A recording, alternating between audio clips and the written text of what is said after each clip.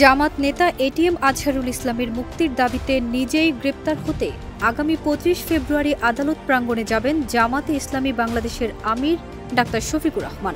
২০ ফেব্রুয়ারি বিকেলে নিজের verified Facebook পোস্টে একথা জানিয়েছেন তিনি এই পোস্টে বলেন, আপনারা নিশ্চয়ই লক্ষ্য করেছেন ফ্যাসিবাদের নিষ্ঠুর জুলুমের শিকার মজলুম জননেতা এটিএম আজহারুল ইসলাম এখনও বন্দী রয়েছেন। একে একে সব জাতীয় নেতৃবৃন্দ মুক্তি পেলেও তিনি বৈষম্য ও জুলুমের শিকার হয়ে বন্দী জীবনের কঠিন বোঝা বহন করে চলেছেন।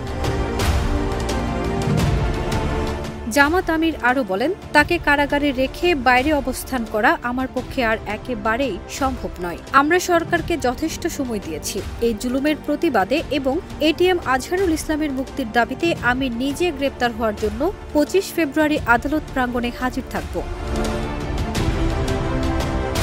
শফিকুর রহমান বলেন, আইন মন্ত্রণালয় এবং স্বরাষ্ট্র মন্ত্রণালয় আমাকে গ্রেপ্তার করে কারাগারে পাঠানোর ব্যবস্থা করবেন। সময় মতো আমাকে যথাস্থানে পাবেন ইনশাআল্লাহ।